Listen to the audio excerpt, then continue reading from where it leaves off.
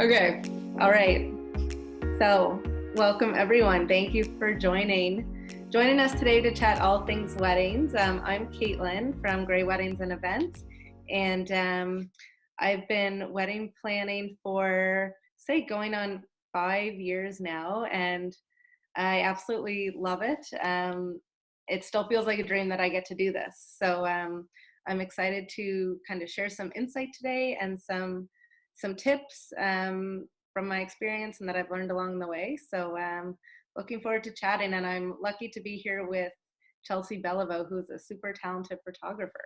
Yeah, Caitlin, first tell us like why you became a wedding planner. I want to know. Right. I don't think you've told me yet. Okay. So I've always loved weddings. My mom and I would always go to public gardens in the summer and just creep the weddings. If I ever saw a wedding, whoever I was with had to pull over the car. Just love weddings, big cheese ball. Anytime any of my friends get into new relationships, I play the 20 questions game way too soon. I just love relationships and love, and I just love weddings. I don't know, it's so special, and I always feel like now being in the planning industry, it's such an honor to be that up close and personal with a couple on their wedding day. And I decided to research wedding planning course, and one came up in Halifax a few months later when I was researching, and I signed up for it. And the rest is kind of history. I took the course, put myself out there on Facebook, got my first client, made a website, got a logo, and just tried to kind of do what I thought I needed to do to start a business. And I've been lucky to have a lot of great mentors and people to look up to along the way. And yeah, it's just kind of led me here. So it was on a whim, and I didn't know what would happen, but I'm so glad that I'm here and that I took the chance and took the course and put my name out there. It's terrifying, especially getting a website. I felt, okay, I'm real now, I'm out there. People can reach out to me, and this is happening. So yeah, that's kind of just the story of how I got into it. I feel the same way. Like it was the Facebook page. When I created a Facebook page, I was like, this is it. Like this is professional. Like that was my standard of professional at the time. 8 years ago was a professional Facebook page. Yeah, I know, that's it too. And then the Instagram account and all the social media, and it's definitely daunting putting yourself out there. Mm-hmm. Makes it real for sure. So how did you get into photography? Tell us your story. Yes. Okay. So it was roughly 8 years ago. I was in my first year at Acadia. I'd met some girls in the dorm, and one girl was a professional photographer, kind of like labeled herself that way. She did sessions and stuff on campus, and the group of girls that I had become friends with at Acadia, they wanted to do photos together, like our first year, to kind of commemorate like that friendship or whatever. So she did the photos, and like I became friends with her. So it was kind of an idea in my head, like, oh, like this seems really cool. Like maybe it's something I could do. So yeah, 8 years ago, I got my first camera. That camera was with me for the first like 5 years of my business. She still sits on my desk collecting dust. And then it wasn't until Donnie and I kind of got engaged ourselves that I kind of fell in love with the wedding process. So like it just kind of snowballed from there. Like I was obsessed with planning our wedding to the point of after we got married, I was so sad.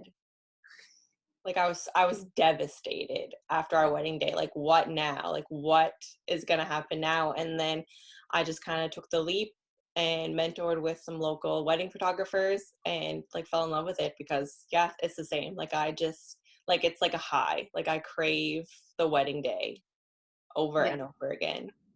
Yeah. Yeah.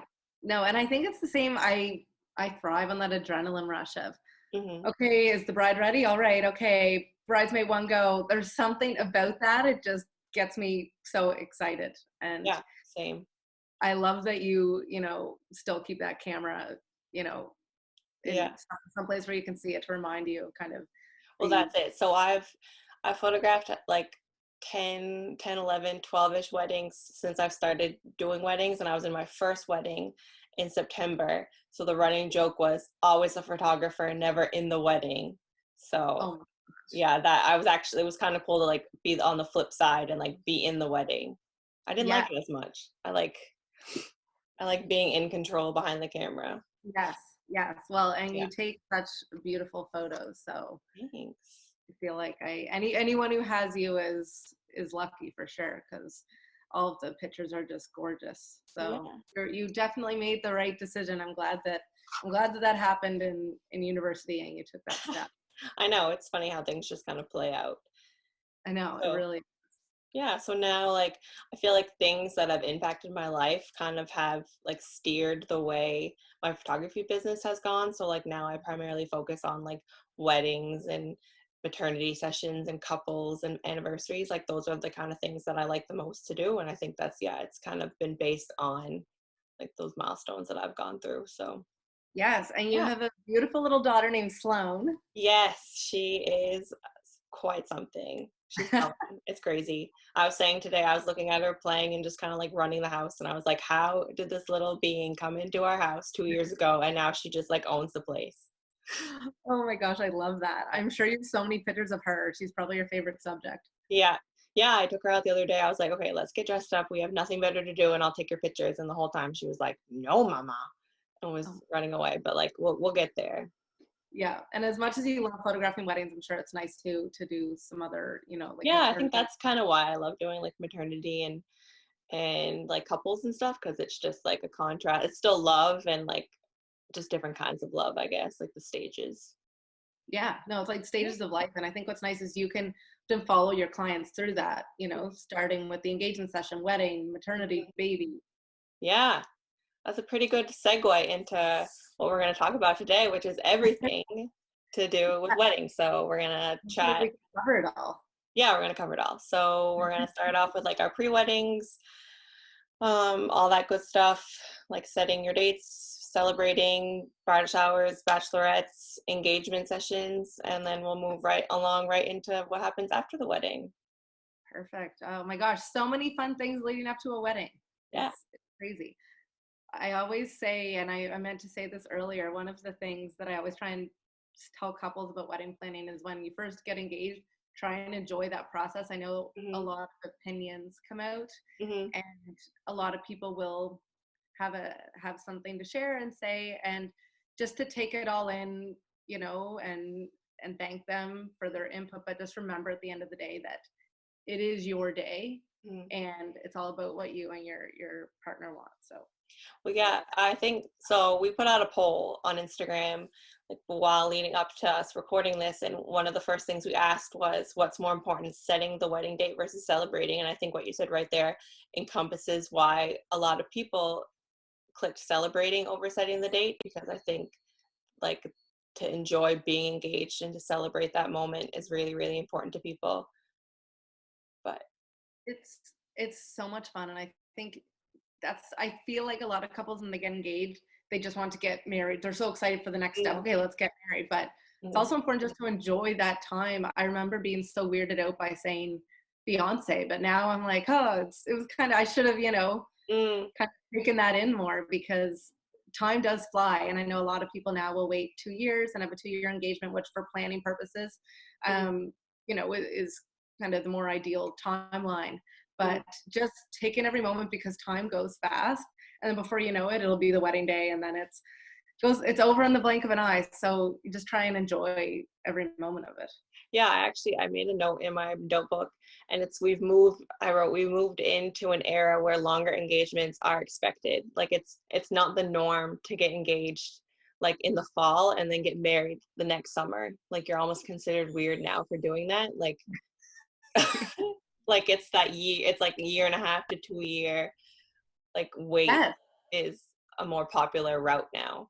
I know, it's so true. And I know if you have a specific venue in mind, I would say those are the top two priorities. Get your date, your venue, and your photographer Hmm. first. But some venues are booking 2 years out. So if you really want a venue, you might be forced to wait longer. So I mean, I find couples get engaged and then you always want to tick off those big pieces first. Like I said, venue, date, photographer, and then there's almost a bit of a lull before you can start, kind of digging in and booking other things. But you want to nail those down sooner than later now because things are booking up like crazy. Yeah, I agree. So I think like setting your date is obviously super important, but I think it depends like on your personality whether or not you're gonna wait a little bit versus like enjoy that engagement and enjoy celebrating a little bit longer. Yeah. Like, so when Donnie and I first started dating, like one of the, like we were only together like 6-7 months, and one of the first things he said, and I remembered, like I remember exactly where I was sitting in meal hall and everything, he was like, so when do you think we're gonna get married? And I threw a date out there. I was like, we're gonna get married on July 9th. Like it was a joke. It was a total joke. I threw it out there. So when we got engaged and we kind of checked the calendar for like the next 2 years, July 9th was on a Saturday. You're So I was like, joking. yeah. So I I was like, know that. well, that's like, we have to pick that date. So like the date was more important to me in that aspect. And like, I knew I wanted a certain photographer, but had she been already booked, like it would have been all right. I just would have kind of moved down the list of people Yeah. that I would have wanted. But like that date was important to me. So I think it kind of depends where you rank your importance. Is it the venue? Is it the photographer? Or is it the date? And then Yes. it's kind of a puzzle to figure out the rest of those three components. And I think too, I always say there's so many pieces, and we'll maybe chat about this more when we talk about budget, but there's so many things to consider. Mm-hmm. DJ, photographer, food, florist. And I think it's important too, when looking at all of your vendors and what your wedding day will look like, to pick your priorities, because you can't spend top dollar on every piece. So I think, figuring out what's important to you. Is it the food and the DJ? Is it the flowers and your ceremony decor? Like, what is it when you think of your wedding day that you think, okay, I need this? Yeah, for And sure. I agree. I think it's how to balance like your day and like your guests. So you want to obviously prioritize your guest experience, but like how does that fit in with your needs too? yes, yes. And there's that delicate balance. You want your guests to have so much fun and really like the food, and maybe get a, free Mhm. drink during cocktail hour. But it's also making sure that the day is staying true to your vision, and you're not bending over backwards to kind of Yeah. meet everyone else's expectations. So that is a very Yeah. delicate balance, especially for those who are people pleasers. Yeah. And, they're like, what will the guests think? What will they like this food? And that's important, but also Yeah. remember it's about you.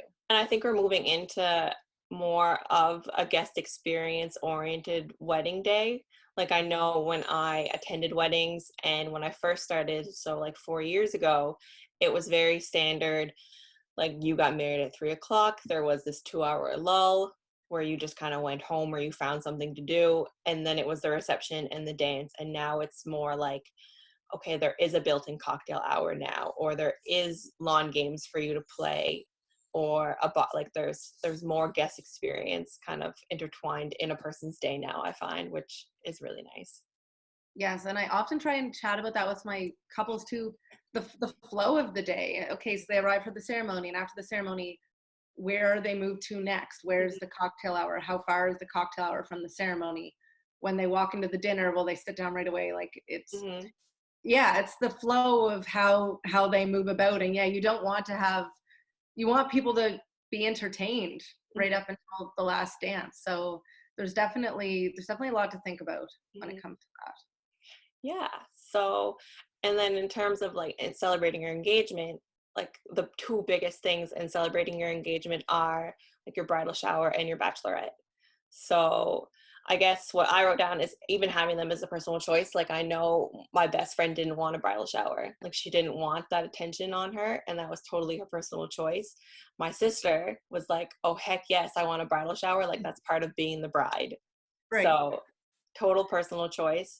Um, Another thing I kind of jotted down was like you versus your bridal party planning it. Like I I have a very hard time relinquishing control. So letting somebody else plan those things for me was really, really hard. But like we Yeah. managed. Yeah. I know Yeah. exactly what you mean. And I feel like, the wedding part, your bridal party will want to Mm. take part and plan. And I think almost if you letting them know what kind of bachelorette or bridal shower you want is what you should do, and then kind of maybe let them play a bit of a role. But it is hard if you always want to keep control. And I know with bachelorettes now, it's kind of like, are you going to have a spa weekend Hmm. for like pamper yourself, relaxing kind of bachelorette, or do you want the go out, go to a big city, Hmm. you know go hard partying type of bachelorette. So I feel like there's, you can Yeah, combine them, but there's kind of one yeah, of the you just don't want to be afraid to speak up and let your bridal party know what you want, because you're only going to get one. Like, you're only yeah. getting one bachelorette and one bridal shower. So like there's definitely like aspects of my own that I was like, I wish I would have like spoke up and just like tweaked it. Like, I loved it, don't get me wrong, it was awesome, but like I would have made like slight tweaks had I just like spoke up and said like, Right. this is what I want.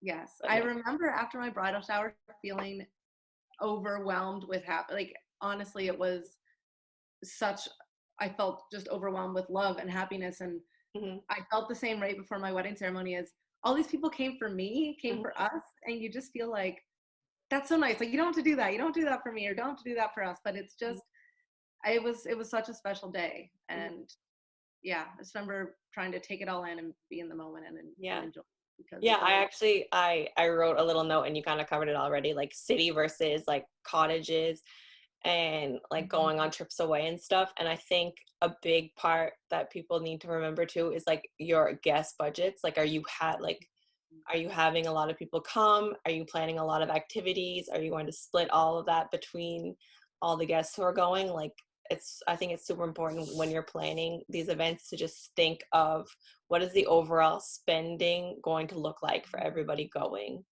Because a lot yes. of people want to take part and like want to go, but it's difficult if it's going to be a lot of expensive parts to it. And for the wedding party especially, it's Yeah. shower, bachelorette, Mhm. the wedding, buying the dress, renting the suit.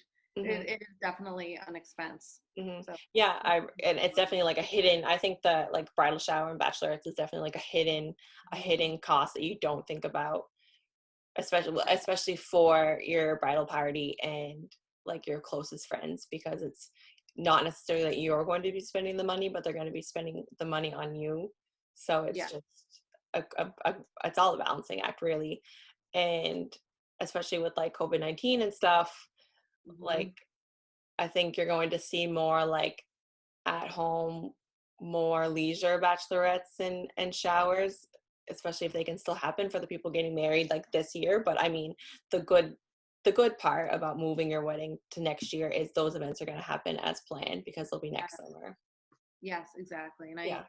I think too, just making sure your wedding party knows that they are appreciated, Mhm. and you're so grateful that they're part of, Mhm. the wedding party. And picking out a nice gift for them to give them on the day of. I know often for brides, they'll pay for the hair and makeup for their bridesmaids, and that's kind of a nice gift too. Or get them a nice pair of earrings, or the getting ready robe or pajamas. And I think Mhm. just treating them as much as you can too is nice. Mhm. And that's something, again, that could be a hidden cost, right? Oh yeah, supposed to get something for the bridesmaids, and then that's another.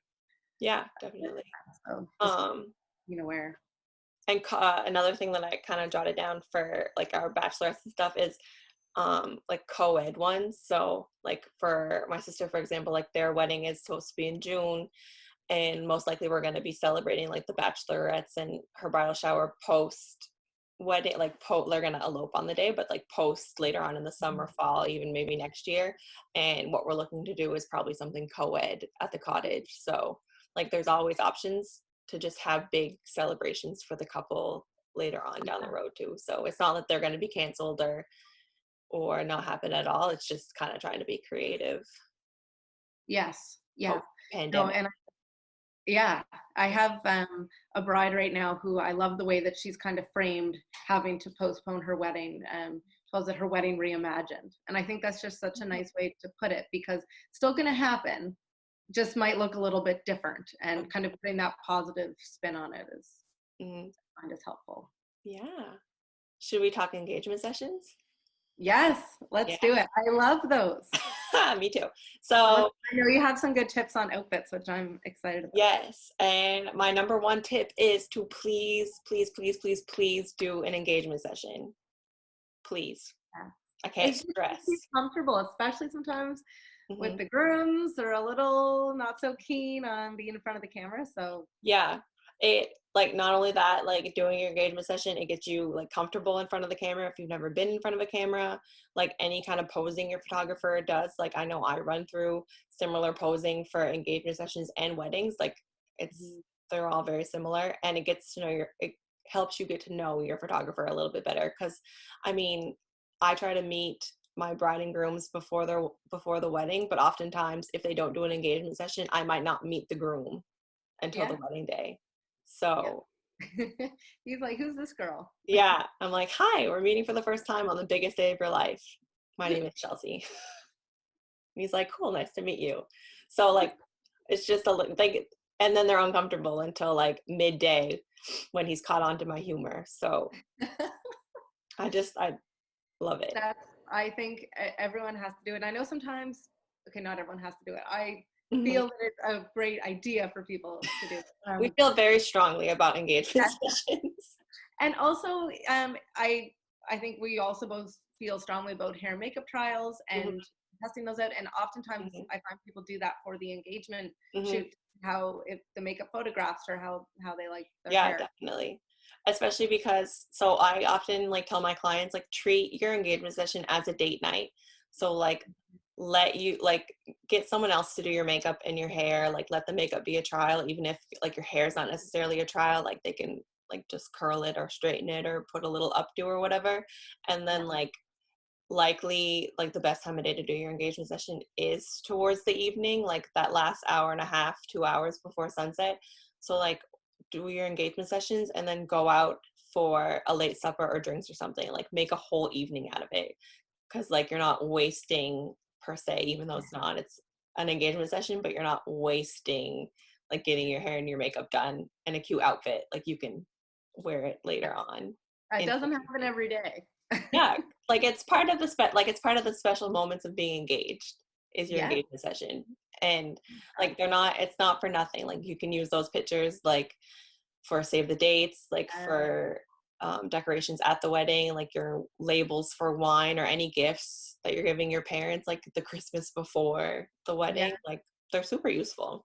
Yes. Oh, I totally did all of those things, and it's, Yeah. yeah, you just want to share them, put them on your wedding website, Mhm. like just Yeah. share them Information. because they're gorgeous. So, they're, and I think it just gets you excited for the wedding too. It gets you Hmm. extra. We have engagement photos and you're sharing them, and it Hmm. definitely makes it more real. And I know getting the link in my inbox to my engagement photos, like it was just, Hmm. you know, Yeah, for sure. so And I think my biggest tip for like style wise is like whatever you choose to wear, if you're comfortable in what you're wearing, you're going to photograph better. yes, Like yes, that's my biggest thing. They're like, what should I wear? What should I wear? And I'm like I have tips on what you should wear, but you have to make sure you're comfortable wearing it. yes. Otherwise, you're gonna like mess with whatever it is. Like and you're just you're gonna be not feeling yourself, basically. Oh, I agree. And Yeah. Chelsey, what's the store that you recommend? Is it Pink Blush? Yeah. So Pink Blush has maternity dresses and regular dresses, like they're long and short, and Lulu's. I love Lulu's too. They charge duty sometimes, but Right. those are two really good sites. And Old Navy is super good. Any of like the websites like Shein or Fashion Nova or there's another one I can't remember what it's called, but like those ones are fine too. Like they sell really simple pieces for a decent price. I think people just like really need to keep it simple, like neutrals. You can't go wrong with neutrals. Like the color that you're wearing is perfect, like those light pinks Mhm. and beiges. Pops of color just like this, like a darker navy or burgundy or something is super nice, especially the guy. Mhm. I think my rule of thumb is like no loud patterns and Yeah. no logos and no Yes. neon. Like those are the three big no's. Yes. I know I picked out Chad's outfit for Hmm. our engagement shoot to make sure it kind of coordinated with mine. And I actually picked out two, and we did a little swap just to kind of Hmm. change up the look of the picture. So if you're somewhere, we changed in the car very Yeah, quickly. we did too. We had two outfits as well. And like It it was was like a more like fancier one. So like I was wearing a navy dress and I had him in khakis and like a white button-up shirt. And then we did more like casual. So like jeans and a shirt works fine. Like you don't, if you're not a dress person, you don't need to wear a dress. I would just say like dress up the jeans a yeah, little bit, like either like with like cute shoes, like accessories with your shirt or whatever. Yeah. And I think like those rules still apply, like the neutrals. And you just the reason why you don't want like the loud patterns and the neon and the logos and stuff is because it just takes away from people looking at your face. So that's generally where you want people looking, like you want them looking at your faces and not like what's on your body. So Yes. No, and everyone should go look at Chelsey's Instagram feed. She has a beautiful picture of her in this long dress and like stuff.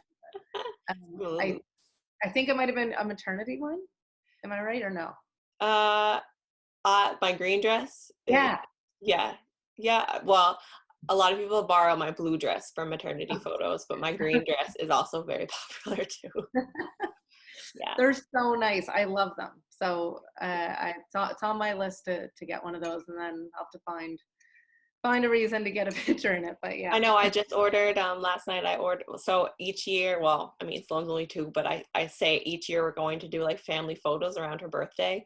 So like yesterday I just ordered like her outfit and my outfit, and like I'll throw together something for Donnie to wear. But like that's my favorite part, is like coordinating the outfits and stuff and helping people do that, because Yes. I really like it. I'm not the most fashionable person, but I know my basic color rules, so Yeah, I was gonna say I do it. Pretty good fashion wise. Yeah. And I think like another like big no-no is like the matching like shirts is we're done. We're 2020, like that's over. Like no more like wearing, like we're each wearing a black t-shirt and jeans, or each wearing a white t-shirt and jeans. Like yeah. I can picture the picture. Like I see. yeah, we're leaving that. We're leaving that post-pandemic. Can stay over there. I love that. That's a good tip. Yeah. Oh, Yeah. And I think like people wanted to kind of know about locations and like timing. Like I said earlier, like that hour and a half to 2 hours before sunset is ideal. Like, and for people who want sunset photos, like when you're picking your location, you really have to keep in mind like where the sun sets. Yeah. In that location. But other than that, like beaches, parks, trails, fields, those are good. And I know, Chelsey, you're down in Yarmouth, and I'm sure there's some gorgeous spots down here. I know there's a few kind of popular spots here in the HRM, but yeah, honestly, like Nova Scotia is beautiful. There's so many. Rainbow, like, so I've done a couple of sessions in Halifax. Rainbow Haven Beach is, I love it. I couldn't get enough. Love these ones. That sunset. I was like, we don't have like cotton candy sunsets in Yarmouth like this. Like, it was gorgeous. And then that, like when you're driving down, there was like that like big field even there. I was like, it's a nice spot. Y'all are lucky. It was pleasant too, and I did mine at the Dingle Tower area, which was nice. So there's so many spots, but yeah, beaches. I have a soft spot for. Yeah, for me too. It was nice. Oh, I love them. Cool. So yeah, take away, do an engagement session. Yeah, and like I think too, if you're struggling to find somewhere to do them, like keep in mind like somewhere special to you and your partner. Like I know I have a couple getting married in October, and she really wants to do her engagement pictures where they got engaged. Yes, so, that's special. Yeah, because he proposed like down like by like down a trail like by the ocean and stuff, and she's like, I really want to take our engagement photos there. So that's nice. I had a couple do that as well, and it's just nice going back to that spot, and you can try and recreate, a pose right where it happened, maybe. Yeah, cool. I like that. All right, let's talk our planning tips. Okay. So that's more you. You are the planner. So I noted down, I jotted down a few here. Obviously, there's a lot that goes into the planning before kind of the month out from the wedding day, but the tips that I kind of jotted down are more for that month leading up. So something I always recommend is to do a hair and makeup schedule. So, and you can chat with your hairstylist and your makeup artist on this, but just so that you're not the morning of who's going first, so-and-so's done their hair, if you just have a schedule that you share with the hair and makeup artists, and then print it out and make sure each member of the bridal party has it. Put it on the kitchen counter where you guys are getting ready, and then everyone can just reference it, and someone says so-and-so's done, who's next? They can call it out and just make sure the timing works with what your hair and makeup artists are thinking. for the different hairstyles or makeup they're doing. But I think that's just a nice takes something, you know, off, like out of the way when you're trying to enjoy the moment. And I think that's one of my big tips is just enjoy that getting ready part. It is so much fun, It's all surrounded with fast. your favorite people, playing some music, having mimosas. So anything you can do to just to be able to enjoy that more, I always Yeah, suggest.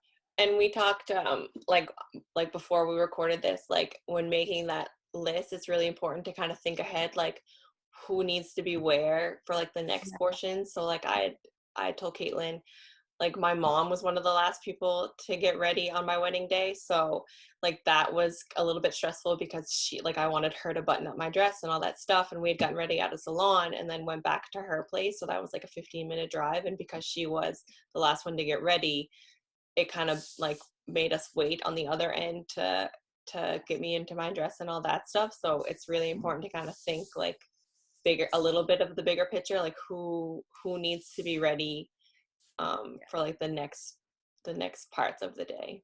Yes, totally. And even making a driver list. So Mm-hmm. you know how if you're getting ready off site, not near the ceremony, who's coming, how many people can fit in each car, who's driving Mm-hmm. who, and just make sure everyone knows. It's another Yeah, big one. for sure.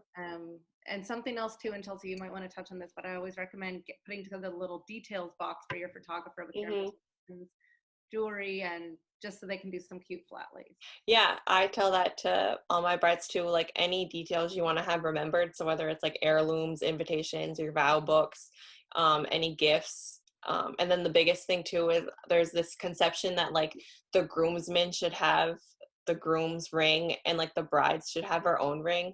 Keep the rings together because like everyone is going to be at the ceremony at one point.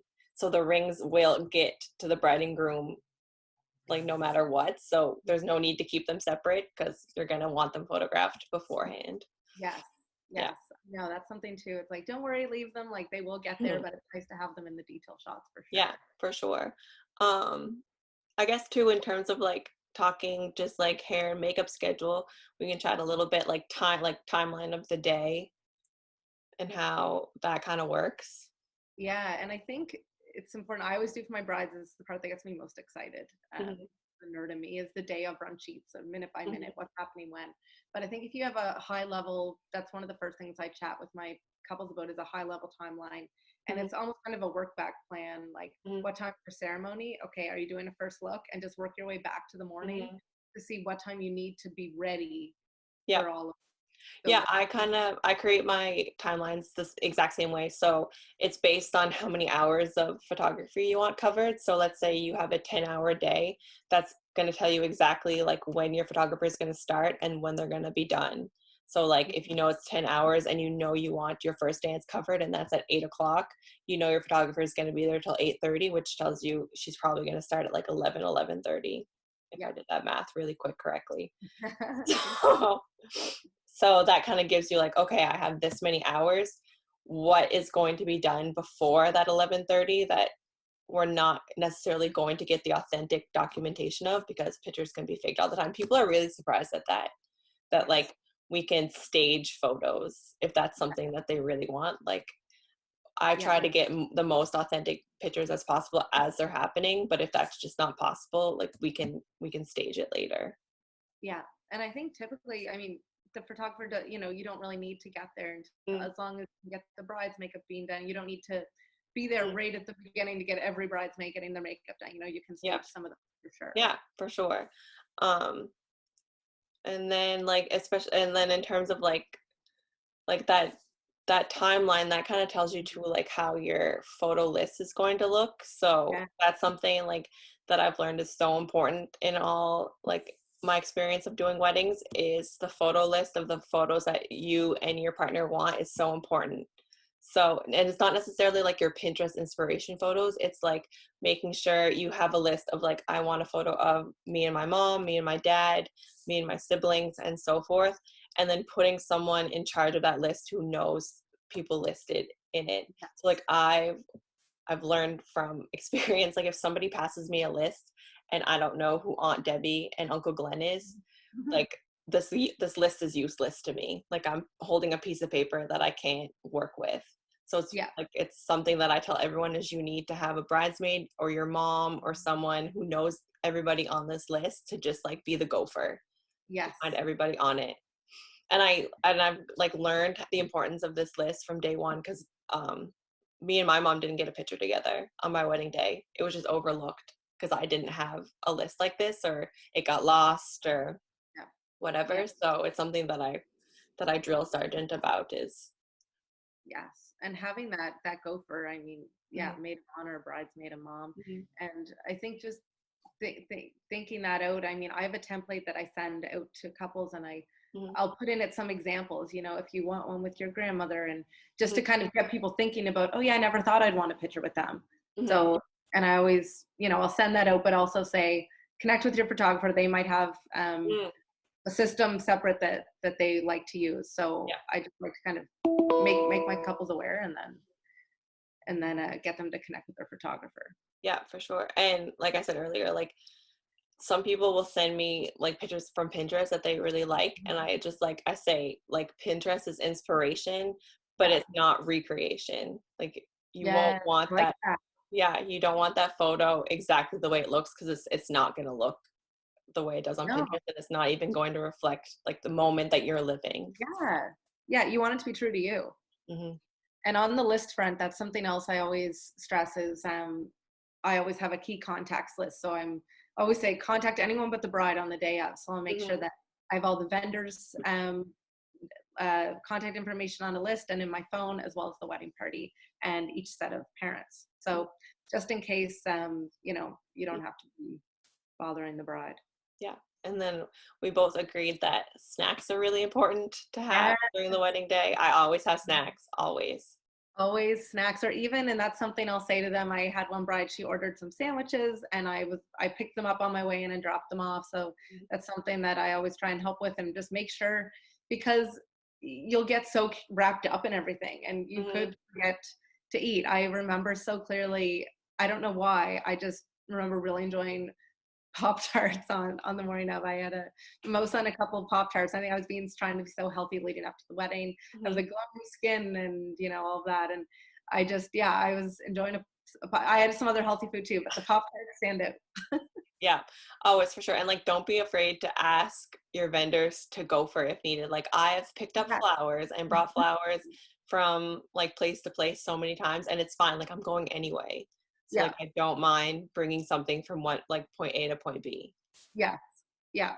Because No. oftentimes I find this funny. It always happens that the groom goes to pick up the flowers, and then they end up with the groom because like he's gone to get them for some reason, and then it's like, oh gosh, how are we going to get the flowers from the groom to the bride? And it's like, well, I'm going back and forth from each, Yeah. so it's fine. Yeah. I'll bring them. So true. We're there to help. Yeah. Yeah.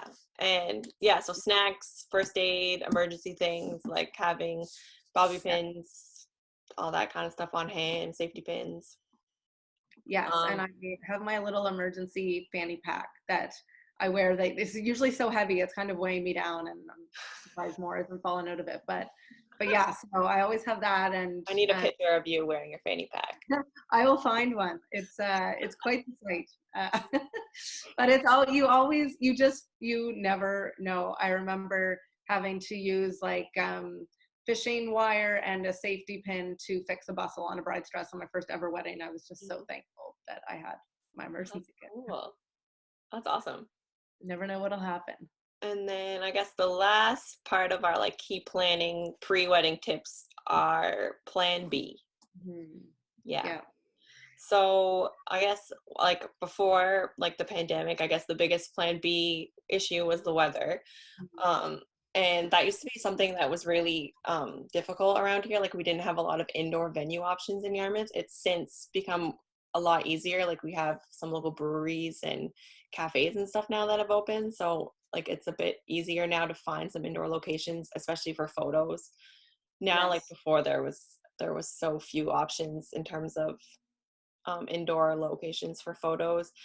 But like the biggest things you can just prepare for is umbrellas and tents. Hmm. If that's something, like I know our wedding, it gave a big hurricane the day of, and I was so worked up that it was going to just like downpour and rain, and we had a backup plan for inside, but at the very last minute, I was like, you know what? Like, this was the plan for the last year that we've planned this wedding, and Yeah. let's put out some tents, and we'll have umbrellas, and it is what it is. I mean, we got lucky; it didn't really rain, but I Yeah. had the similar situation with the bride that they just put up some tarps, and it was a little bit windy. And I'll never forget, we were finally outside to do their portraits. Um, they had done a first look, and I just felt like one drop, two drop, and the sky opened up, and it just started to downpour. So we went into the cars and we waited for 15 minutes, and it luckily stopped, and we just took some umbrellas and got it done. But Yeah. It's so just, nerve-wracking. My yeah, it is ceremony what it was is. outside, and I didn't. Okay, no, I slept the week before the wedding, but I was definitely waking up at 3 a.m. with just Hmm.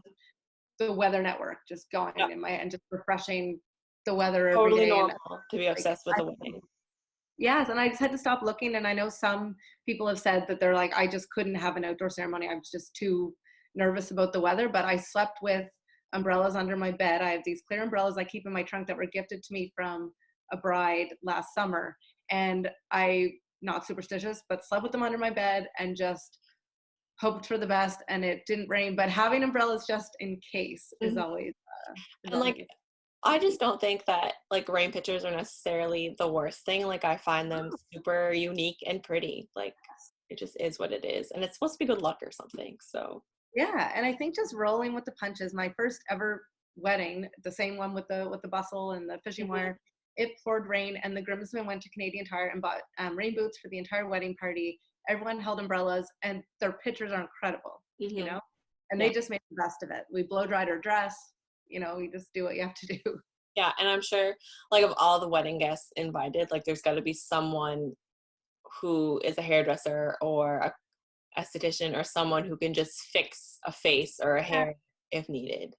yeah. And I know some makeup artists leave the bride with their little lipstick and a little Mhm. touch up kit. So it's Yeah. always And then, well, we had talked before. We didn't really want to get into pandemic stuff, but everybody on our Instagram polls really wanted us to touch pandemic.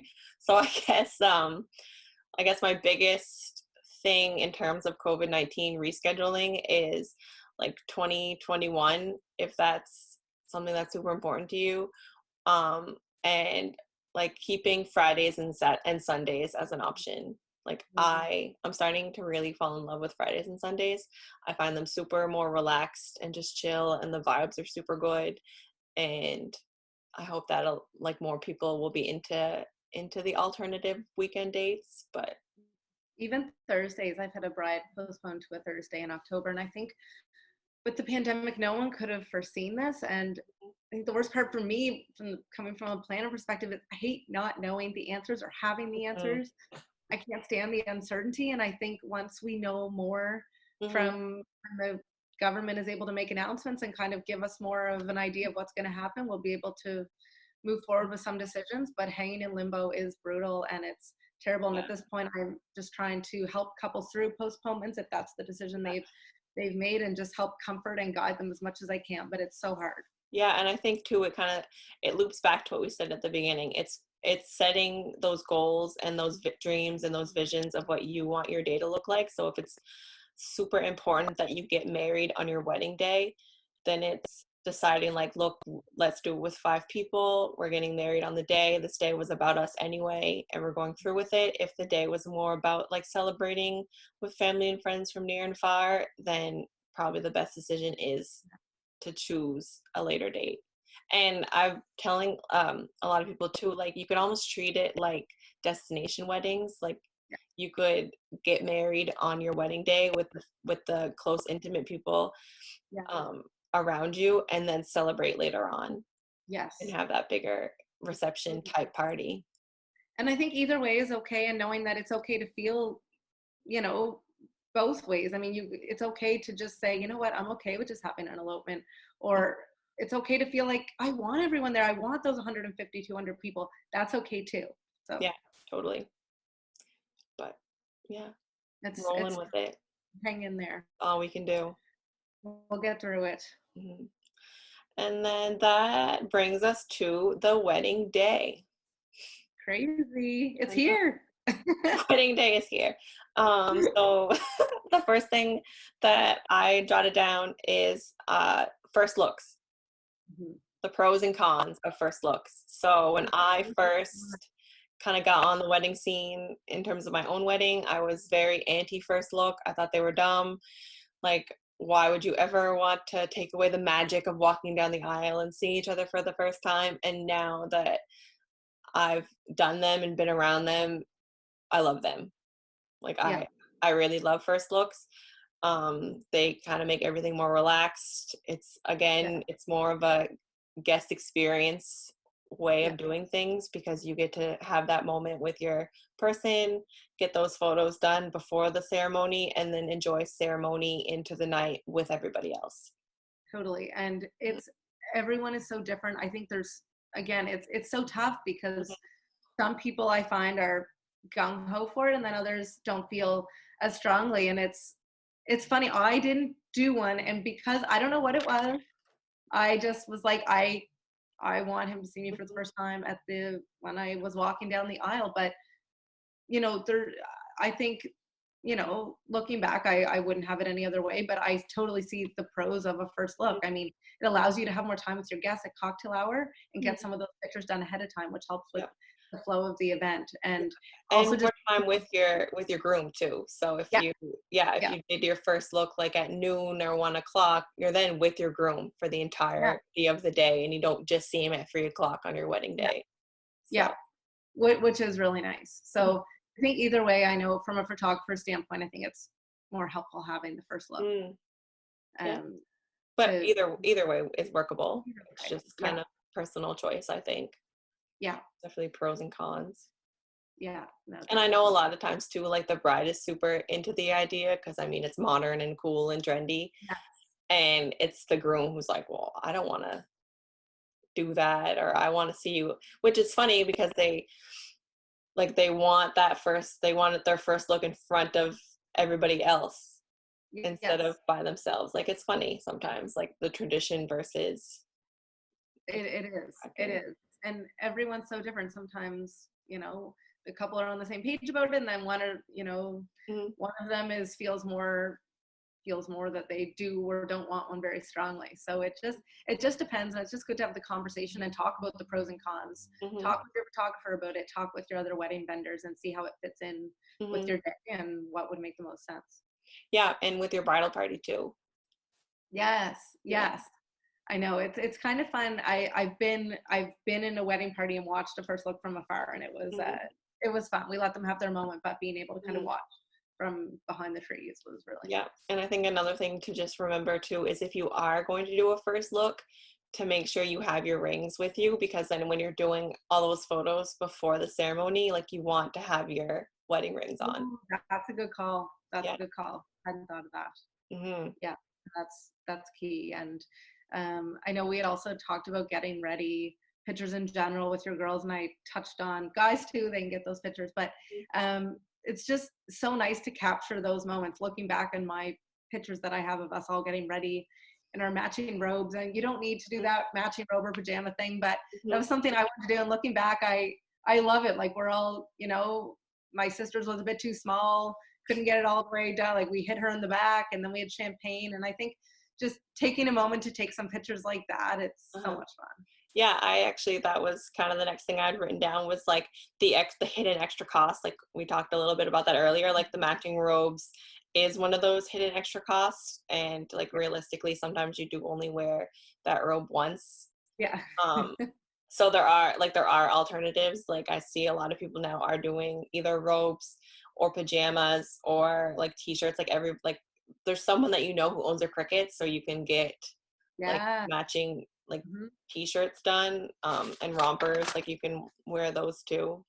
Yes. Yeah. Romp. Yeah. I like that. A Yeah, romp. and I know a lot of people have done like plaid shirts in the past with like matching shorts and Yes. Yeah. Kind of tied in with your wedding theme. Maybe yeah, that's gonna be a too planner of me, but yeah, yeah. So those are kind of like a little bit of the hidden cost. Wedding gifts is another one that you and I kind of touched on before. Um, I find like the more practical you make the gifts, Hmm. like the better it is. So like you said earlier, like the earrings or like the glass that you can use Yes. throughout the day, homemade wine. Um, Yes. the wedding that I was in, I think the thing that I liked the most, like she had gotten all our earrings and our shoes, but she wrote everybody a personalized note.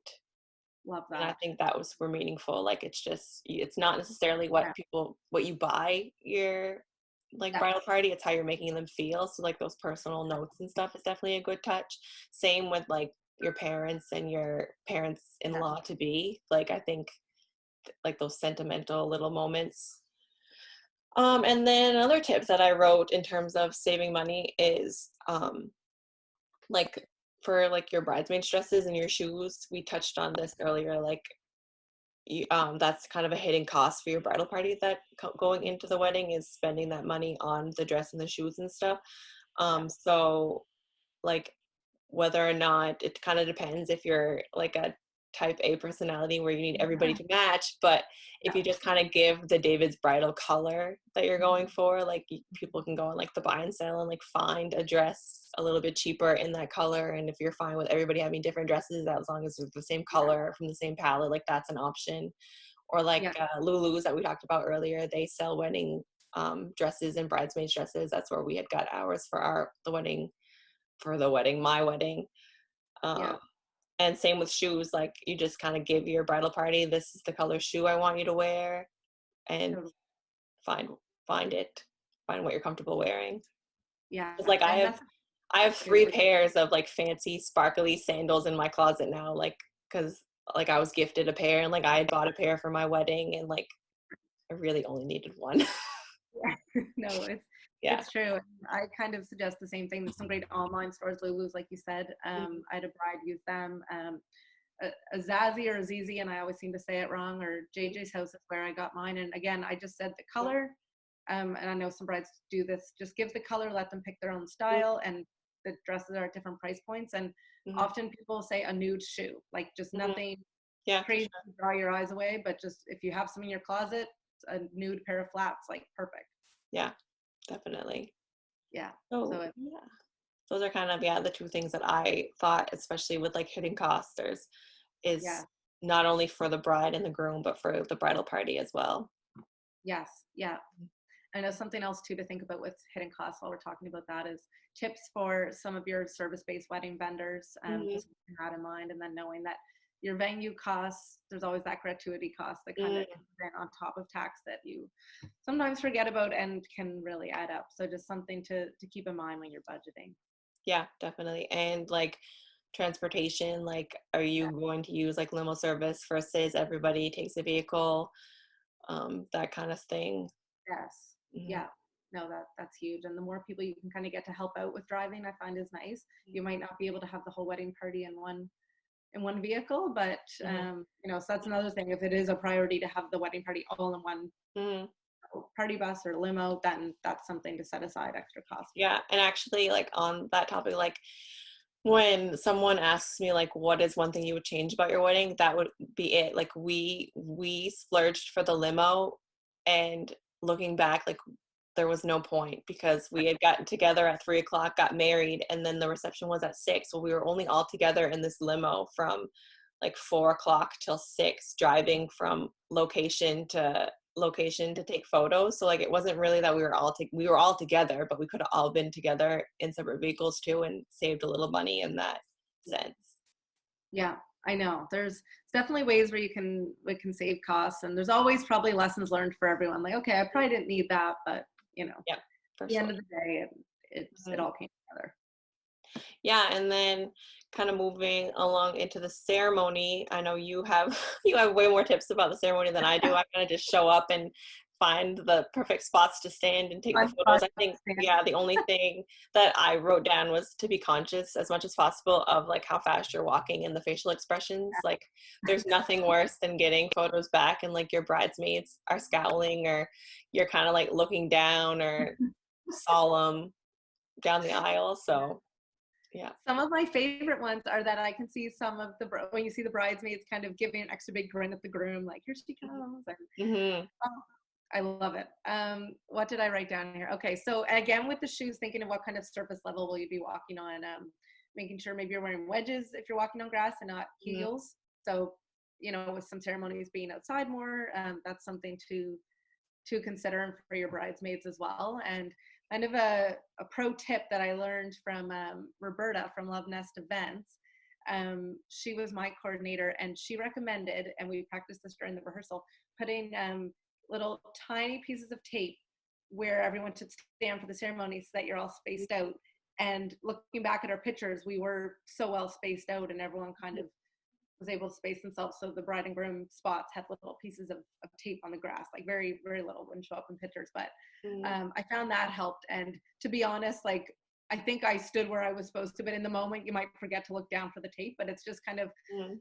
a nice little touch and helpful tip if you think of it. Yeah, I feel Um, like your bridal party probably is more conscious, like they are standing there kind of like doing nothing. So it's good for them to have like a cue as to where to stand. yes, it's so true. And another kind of thing that I noted was mic versus no mic. Mhm. This is kind of a tough one. Sometimes it's not ideal to have the mic stand in pictures, but if you don't have the stand, then your JOP or whoever the officiant is has to hold it. And Mhm. then, do you take it if you're saying your own vows, or do they hold it to you when you're saying I Mhm. do? So there's that to think about. If you can get away without one, that's great. But then you also risk not being able, your guests at the back maybe not being able to hear the Yeah. ceremony. So Yeah, I had a wedding. You say that, and one instantly came to mind. He he like they decided to hold it, and like the justice of the peace kind of then became like almost like a MC DJ. Like he took it very serious and like kind of started like walking and like talking, and I was like, where is this going? Like, what is this right. guy gonna do? But Yes. And I totally. would say like chat with your officiant, see what they're comfortable with. And if you can have a mic at Hmm. the rehearsal to try out both options, have someone stand at the Yeah. back, tell them if you can hear, Hmm. that's great if And you can test it out.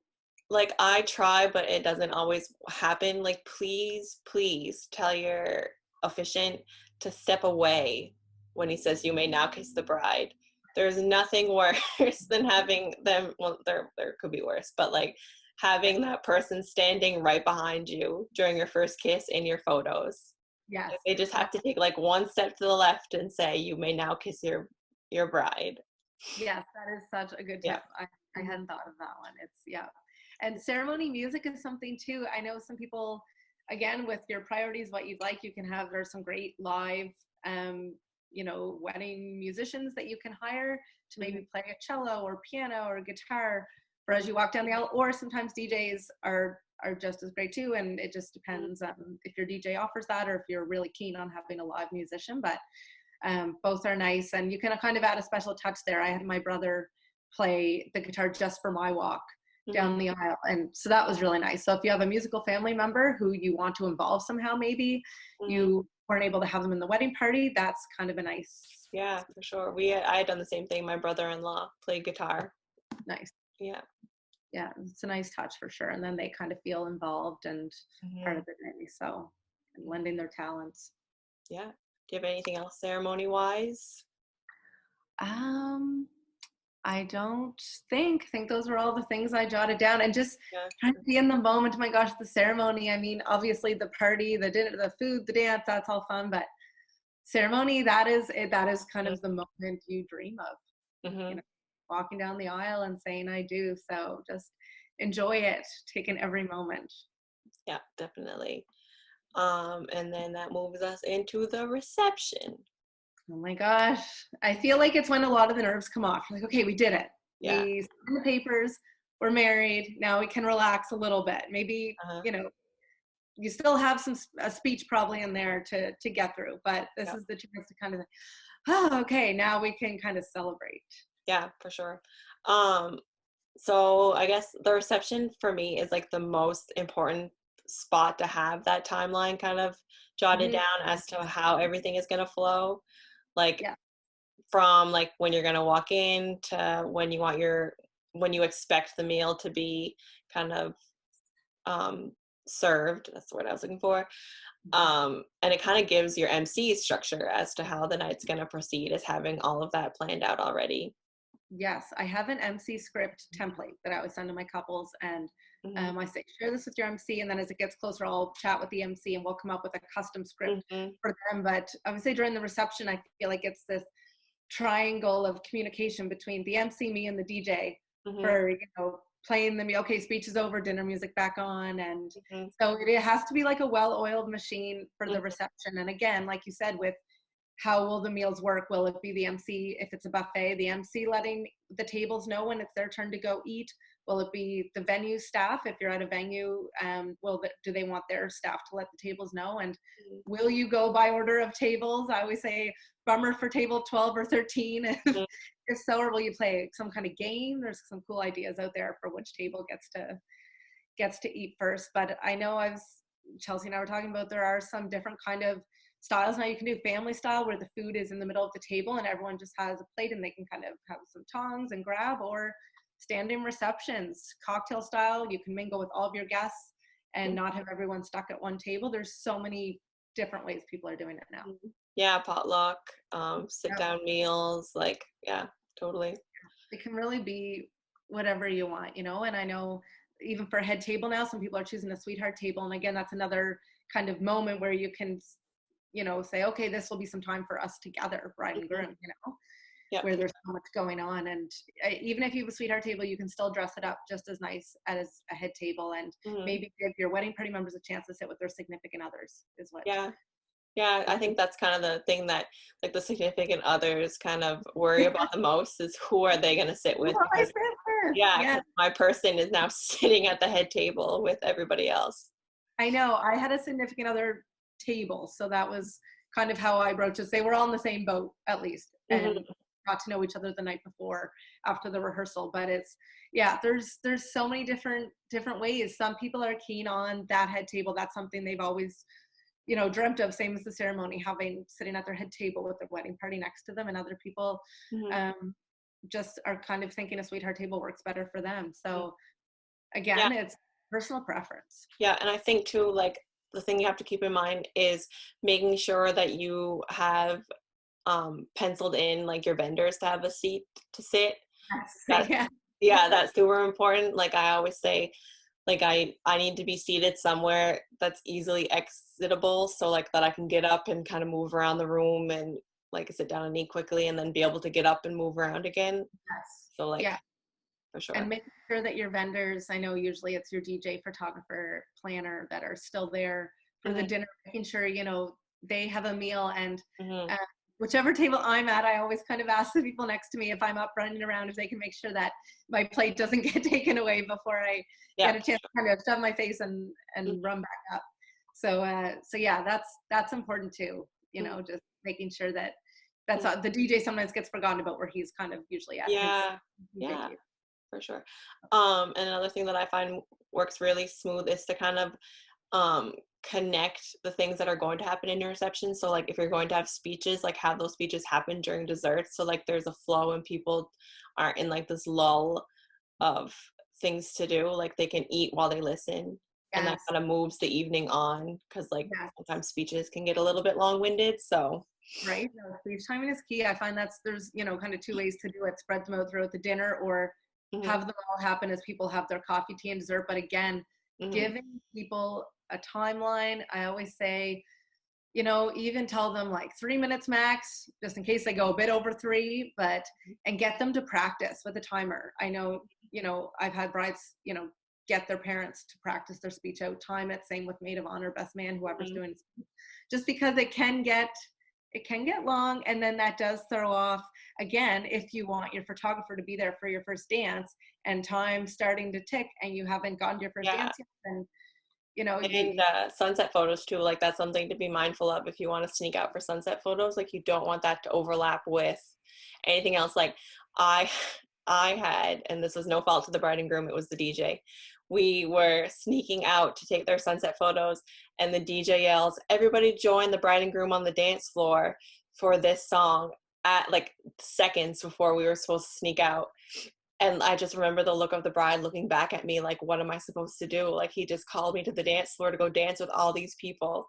So it's Yeah. to make sure that like everybody's in the loop, like your planner, your DJ, everybody kind of has that idea of what is going on. Yeah. Oh, that's key. And I know on the getting to kind of the music dance side of things, there are many great DJs, but also some great live bands. And Mm, I know some couples really prioritize having a band. And mm, honestly, like that's just the fun part.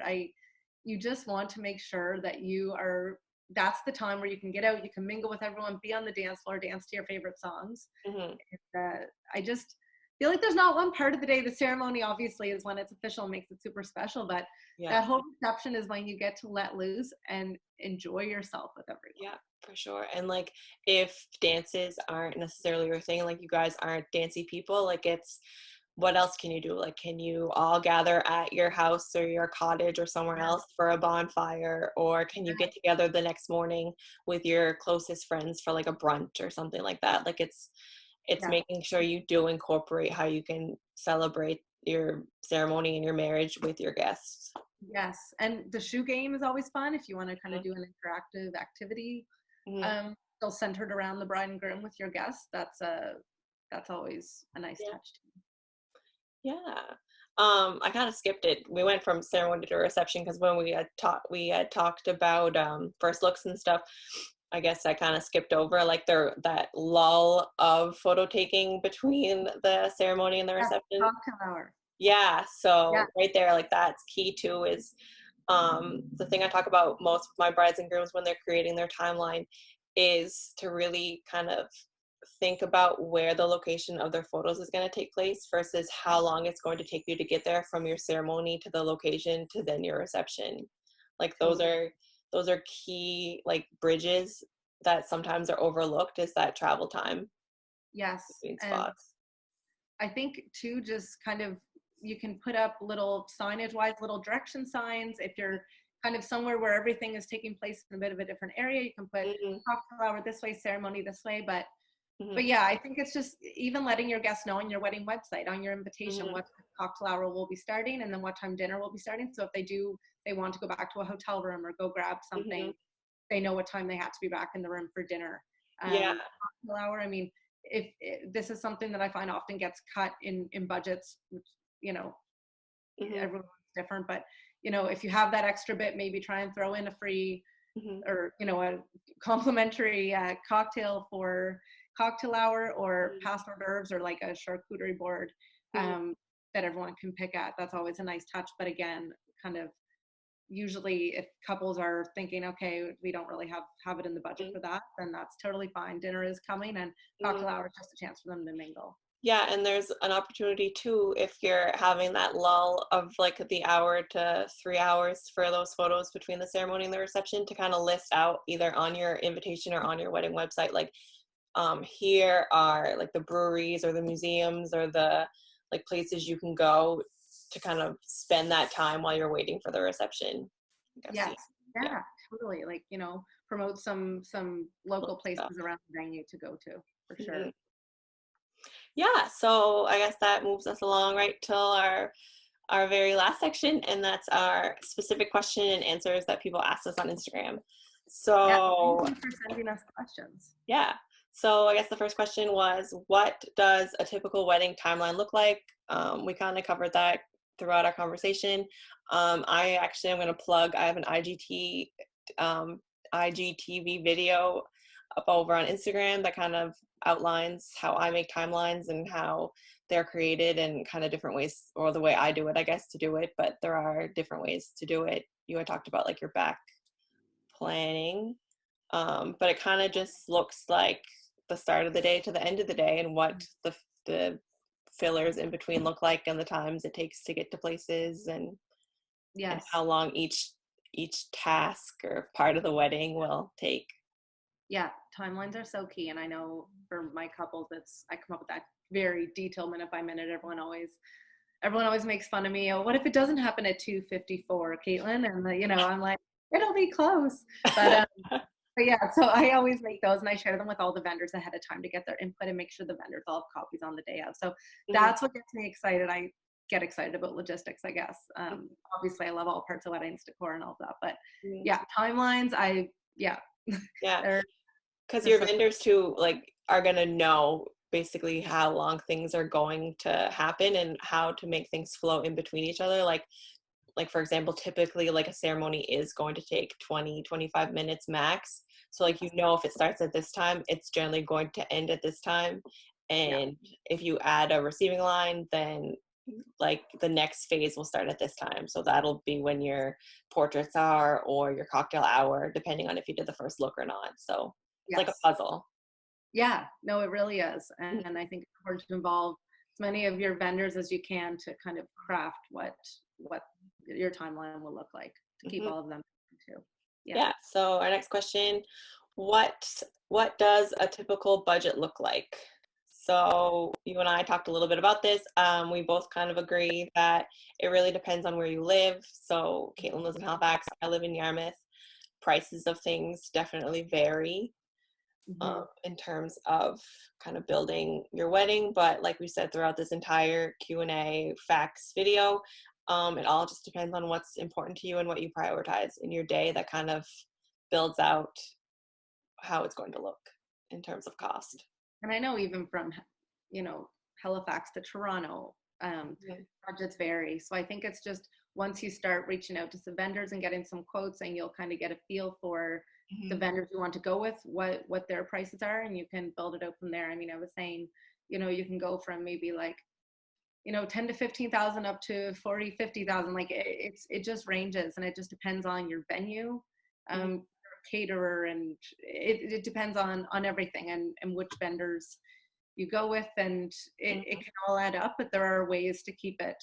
There Mhm. are ways to, you know, if you have a certain budget, I mean, you'll be able to work within that. And Yeah, and I think too, like there is going to be an aspect of your wedding that you classify as the most important. So if it's that specific photographer, that specific venue, that specific meal, whether it's florals, like there's going to be that overhead cost that you have put as most important, and that's going to dictate probably the rest of your costs. yes, Yeah. yeah. So I would say it's so important to pick those priorities, and Hmm. you know, you might have to maybe compromise on a few things, but Hmm. I think just picking out, okay, these are my three things that I'm going to allocate most of my budget to, and that's what's most important. And then, you Hmm. know, kind of compromise on the others and find ways to make it work. Yeah, and also to be realistic about prices, like for Mhm. example, like florals, you Yes. would be very surprised at how expensive florals can get, Yes. especially when we get into like something that's super popular is art, like the floral arches and stuff. Yeah. And those can get pricey. Yeah. And I know florists are always saying it's hard, you know. I find actually a lot, that's what not alarms, but surprises a lot of couples when they get a quote for flowers is, you know, they're more expensive than they thought, but you have to take into account the cost of flowers, but also the time of the florist putting together, you Hmm. know, the arrangements for the arch, you know, even little boutonnieres, Hmm. you know, take time. Like it's a lot of labor on their end. And I think that's when people just kind of need to kind of recognize that's, you Hmm. know, that's part of it, and that's why the cost is coming in maybe higher Yeah. than they Oh, for anticipated. sure. It's not necessarily the finished product, it's also behind the scenes. So it's the same Yeah. thing with photography. Like I'm putting that 8-10 hour day into your wedding day, but then I'm also putting like 30 hours into editing your entire album and then Yeah. sending Yeah. it to you and all that stuff. So Yeah. And same with I'm a like sucker for florists. flowers. Like it's such a big part of the decor. I just love them. So, you know, but everyone's different, right? And so you can incorporate them however much you can, depending on Mhm. your vision and your budget and all Yeah, and that. I think too it's important to kind of look into like who's contributing to the overall budget. Like, Mhm. are parents giving a percentage? Are they paying for something specific? And then like, yeah, if your like wedding party is contributing anything, any like part versus you and your partner, like it all comes together. Yeah, no, totally. And I know we had a question come in about, you know, with who covers what, with the rehearsal dinner Mhm. the night before. And traditionally, it's the groom's side that covers that, or the groom's parents. But I mean, it's everyone's different. I mean, Mhm. you know, maybe the groom's parents are going to help with something else, and it's the other partner's parents who cover it, right? So it's just, it all depends on the situation. I mean, there is that traditional aspect that some people still stick to, but you don't need to. You can talk with them, talk with your family members, and figure out what works for them and what they can help with. Yeah, and the other part to that question is it like, do you usually just rehearse the ceremony? And Yes. yeah. So that is usually the only part that you rehearse. You can maybe just go through what will happen if you're having a kind of a grand entrance into the dinner part of the evening, and talk through what that will look like, who's walking with who, but it is generally just the ceremony part. Yeah, for sure. But yeah, I agree with you. And the rehearsal dinner in itself can fit any budget. Like, you could do anything from pizza party to barbecue to sitting down at a restaurant. Like, it can fit any budget. Whatever works for you guys. I think barbecues seem to be, really popular now. It's just easy and relaxed, and you don't want anything too crazy the night before the wedding anyway. So yeah, for sure. This was probably like my favorite question. How can I incorporate my dog? I knew you were going to go for that one. I love that one. I love that. My biggest thing to incorporate your dog is to make sure your dog has been groomed. Please. He needs to look good too. Yeah, dog needs a haircut too. And then, like, for example, my best friend, they had their dog in their wedding day. So what they did, and it worked really well, was she put someone specific in charge of the dog. So the dog had a chauffeur. So he came to the portraits after the ceremony. Someone drove him to the photos. He was in a couple photos right at the beginning, and then he went back home. Yeah, no, that's her. I think you nailed it. Like, getting someone to bring the dog, take them back home. I've had a couple of couples have their dog there, and that's kind of what they did. And it's so fun to have your dog in the photos. I love that. Yeah, totally. They're part of the family, so they deserve to be there and be in some of the photos. Yeah, I agree. So this question is more for you because it's in Halifax. Where in the Bedford area is good for taking photos? So lots of spots. My favorites, I'd say, would be DeWolf Park, down by kind of the fire station there off the Bedford Highway. There's also the Bedford Lions Club, where there's a pool down by the Bedford waterfront by Shore Drive. That's a great spot. The Heart-Shaped Pond off the Bedford Highway is super pretty, and there's lots of greenery and foliage. And also Princess Lodge. If anyone's ever driven along the Bedford Highway, you see kind of the white, kind of different looking building. I don't know how to kind of explain it right now, but that's also a gorgeous spot that I don't see used that often. So yeah, I'll throw in some Yarmouth ones. Just yeah. So a couple super awesome spots in Yarmouth. The Arcadia Trail, the Hebron Complex Trail, the Yarmouth Waterfront right down by Rutter's Restaurant. There is the Frost Park. It's kind of a little bit, I wouldn't say outdated, but I mean, it still makes for a really nice spot for photos, and it's right by the Grand Hotel, so it does work out nice that it's right by our biggest venue in Yarmouth. And then there is just kind of some like special little nooks like off in different spots. Like, there's this little waterfall that's right off towards Hebron, and just some other fields out in the more like render or more towards like Port Maitland and stuff. If you take the old highway, I guess people from Yarmouth will know more, but if they take the old highway towards Port Maitland, there's some little like cute spots that you can stop along and take some photos.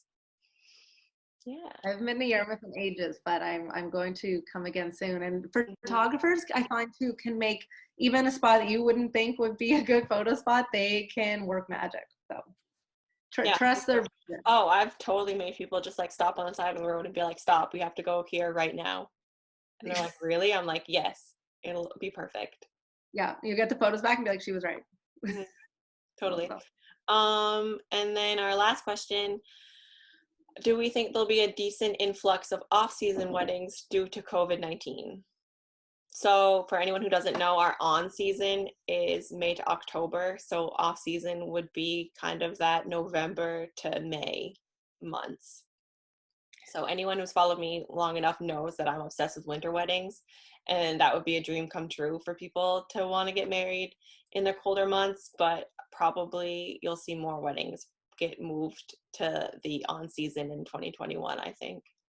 I think so too, but I hope people still consider winter weddings. I know I was dead set on a summer wedding, so I totally get people wanting to stick with that vision. But my first style shoot I ever did was a winter wedding style, and oh my gosh, there's just something about, I don't know, maybe it's just me seeing some pictures from maybe like Banff and Lake Louise of these beautiful winter weddings, but they're beautiful, like Yep, snow I agree. lightly falling. You get some like really kind of chic first shawls for the wedding Yep, party. Like yep, I think they're just as beautiful. yep, I agree totally. So So obsessed. don't cross that off your list. Maybe take some time to consider it and Mhm. see Yeah, what I you totally would have gotten married in the winter. I lost that battle.